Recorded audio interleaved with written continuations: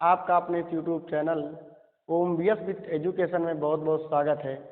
आज आपको रसायन विज्ञान कक्षा 12 जैसा कि आप देख रहे हैं, रसायन विज्ञान कक्षा 12 बोर्ड एग्जाम 2022 के महत्वपूर्ण प्रश्नोत्तरी जो आपको हमारे चैनल पर कराई जा रही है, जिसके पिछले समय में आपको वन लाइनर क्वेश्चन अर्थात जो बहुविकल्पी क्वेश्चन आते हैं वो वीडियो आपको चैनल पर डाले गए थे, उसकी तैयारी कराई गई और एक लेसन जो ठोस अवस्था है उसके न्यूमेरिकल्स आपको कराए गए हैं। और आज आपको चलते हैं जो महत्वपूर्ण क्वेश्चन सीरीज जो 5-5 नंबर के क्वेश्चन आते हैं दीर्घ उत्तरी, आज आप उनको करेंगे और आगे आने वाले वीडियो में हम सारे आपको जो है वो क्वेश्चन करा देंगे जो बोर्ड एग्जाम में आपको पूर्णतया मिलेंगे। तो चलिए उन क्वेश्चन की ओर।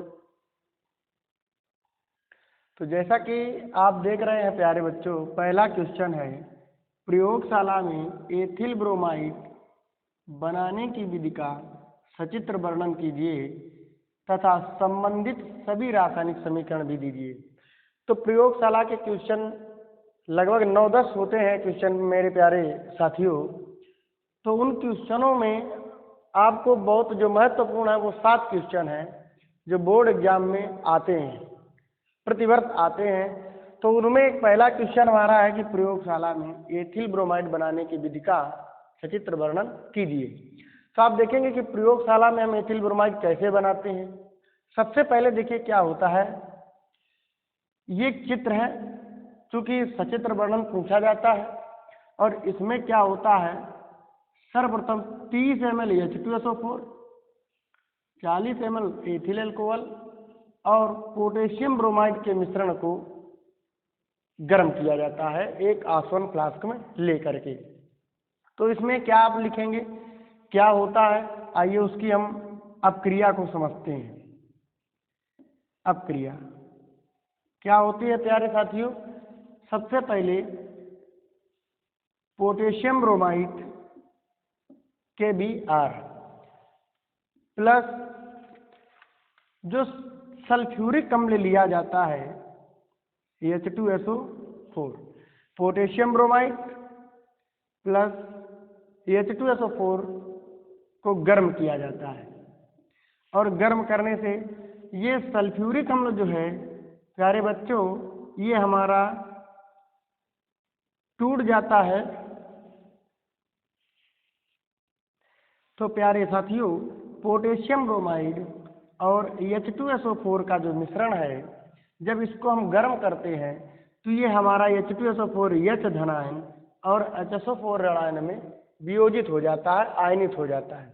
इसके बाद के हमारा धनावेशित होता है, Br हमारा ऋणावेशित होता है, क्या बन जाता है प्लस HBr और ये हमारा बन जाता है KHSO4। अब यही जो हमारा यौगिक बना है,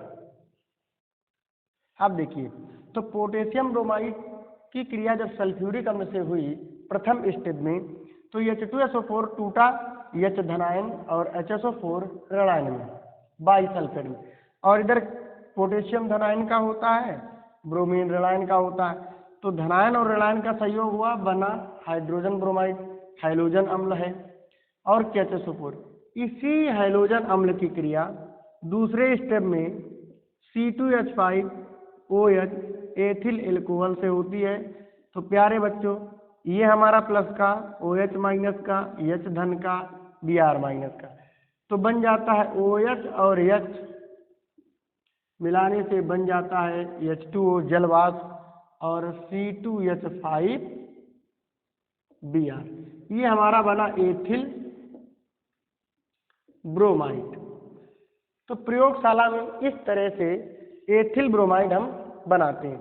कैसे बनाते हैं, आप सिद्धांत में देख रहे होंगे कि पोटेशियम ब्रोमाइड और H2SO4 के मिश्रण को जब हम गर्म करते हैं तो पोटेशियम बाइसल्फेट और हाइड्रोजन ब्रोमाइड हमको प्राप्त होता है। प्राप्त हाइड्रोजन ब्रोमाइड की क्रिया एथिल अल्कोहल से करा देने से हमें एथिल ब्रोमाइड प्राप्त होता है। अब सबसे कठिन बात यह है प्यारे बच्चों, जब ये बोर्ड एग्जाम में प्रश्न आता है तो कैसे हम इसकी थ्योरी को लिखें कैसे हम इसको जो है अच्छे से लिख सकें ताकि हमें अच्छे नंबर प्राप्त हों। तो सबसे सरल बात है, सबसे सिंपल है, कोई बहुत कठिन बात नहीं है। आप इस चित्र को देख रहे होंगे, आपको केवल ये रिएक्शन याद रखनी है। इस रिएक्शन को आप याद रखेंगे और आप ये देखेंगे कि हमारे चित्र में आपको क्या क्या चीजें लगी हुई है, किस तरीके से है, और उसी आधार से आपको विधि लिख देनी है। तो विधि क्या बनेगी, आइए समझ लेते हैं। आप देख रहे होंगे कि 30 ml H2SO4, 40 ml ethyl alcohol और पोटेशियम ब्रोमाइड का मिश्रण हमारे पास है। तो विधि में लिखेंगे प्यारे बच्चों, एक गोल पेंदी के फ्लास्क में या एक आसवन फ्लास्क में 30 ml H2SO4, 40 ml ethyl alcohol तथा पोटेशियम ब्रोमाइड के मिश्रण को बर्नर की सहायता से गर्म करने पर हमें एथिल ब्रोमाइड की वाष्प प्राप्त होती है, जो संघनित्र से होते हुए जल से भरे ग्राही में एकत्रित हो जाती है। अब आप देख रहे होंगे बड़ा सरल तरीके से हमने आपको विधि को बता दिया। कैसे लिखेंगे, 30 ml सल्फ्यूरिक अम्ल, 40 ml एथिल अल्कोहल और पोटेशियम ब्रोमाइड के मिश्रण को एक गोल पेंदी के आसवन फ्लास्क में लेते हैं, जिसे बर्नर की सहायता से गर्म करते हैं और जिस क्रिया के फलस्वरूप हमें एथिल ब्रोमाइड की वाष्प प्राप्त होती है। और वो एथिल ब्रोमाइड की वाष्प जब संघनित्र से गुजरती है तो ये संघनित्र है और संघनित्र में ठंडा जल प्रवेश करता है, तो गर्म वाष्प जब जल के संपर्क में आती है तो द्रवित हो जाती है, द्रव के रूप में हो जाती है, और द्रव के रूप में एथिल ब्रोमाइड हमारा यहाँ ग्राही में एकत्रित हो जाता है। तो ये जो एथिल ब्रोमाइड है प्यारे बच्चों, ये हमें अशुद्ध होता है, बाद में हम इसे शुद्ध कर लेते हैं। तो आपने समझा किस तरीके से हुआ। प्रश्न संख्या पहला, प्रयोगशाला में एथिल ब्रोमाइड बनाने की विधि का सचित्र वर्णन कीजिए। संबंधित रासायनिक समीकरण। संबंधित रासायनिक समीकरण आप प्रयोगशाला में किस तरीके से बनाएंगे, पोटेशियम ब्रोमाइड सल्फ्यूरिक अम्ल के मिश्रण को सर्वप्रथम गर्म करेंगे तो पोटेशियम बाइसल्फेट और हाइड्रोजन ब्रोमाइड प्राप्त होगा। जब हाइड्रोजन ब्रोमाइड की क्रिया हम एथिल अल्कोहल से कराएंगे तो एथिल ब्रोमाइड और जलवाष्प हमको प्राप्त होगा। तो ये सिद्धांत हो गया और इसकी विधि पूछी जाती है, चित्र पूछा जाएगा तो आप चित्र इस तरीके से बनाएंगे। अब देखिए, चित्र बनाने में कोई बहुत कठिनाई नहीं है, आपको खाली याद रखना है कि हमारे पास उपकरण कौन कौन से होते हैं। तो सर्वप्रथम आपके पास उपकरण जो होता है वो होता है फ्लास्क, बर्नर, संघनित्र। इस चीज को आपको याद रखना है कि आपके पास क्या क्या उपकरण होते हैं। आपके पास फ्लास्क होता है, बर्नर होता है, संघनित्र है, और ये उपकरण किस तरीके से लगाए जाते हैं वह तरीका आप सीख लीजिएगा। और प्यारे बच्चों, जितने भी प्रयोगशाला के हमारे पास प्रश्न आते हैं, चाहे वो एथिलेमिन हो, चाहे डाई एथिल ईथर हो या क्लोरोफार्म हो, कोई भी हो, सब में लगभग यही उपकरण चलते हैं। तो सबका चित्र लगभग सब समान होता है। केवल आपको इस तरीके से याद रखना है कि ये हमारा स्टैंड है, इस तरीके का बर्नर होता है, ये हमारा बालू उष्मक है, ये आसवन फ्लास्क है, और ये संघनित्र है, ये भी स्टैंड, और इस तरीके से वो ग्राही में एकत्रित हो जाता है। तो आपको केवल ये याद रखना है। अब आपके समझ में आ गया होगा कितना सरल तरीके से बताया है आपको कि एक आसवन फ्लास्क में 30 ml H2SO4, 40 ml ethyl alcohol और पोटेशियम ब्रोमाइड के मिश्रण को गर्म करते हैं, जिस क्रिया के फलस्वरूप हमको एथिल ब्रोमाइड की वाष्प प्राप्त होती है। उस एथिल ब्रोमाइड की वाष्प को हम संघनित्र से प्रवाहित कराते हैं, तो संघनित्र के संपर्क में आकर वह द्रवित होकर के ग्राही में एकत्रित हो जाती है। तो ये जो एथिल ब्रोमाइड हमको प्राप्त होता है ये कुछ अशुद्ध होता है, जिसको बाद में हम शुद्ध कर लेते हैं, शोधित कर लेते हैं। अब देखिए एथिल ब्रोमाइड की अपक्रियाएं पेपर में पूछा जाता है कि प्रयोगशाला में एथिल ब्रोमाइड बनाने की विधि का सचित्र वर्णन कीजिए तथा इसकी सोडियम मेथॉक्साइड के साथ अपक्रिया बताइए, या पोटेशियम मरकैप्टन के साथ क्रिया बताइए, या इसकी Mg धातु के साथ क्रिया बताइए।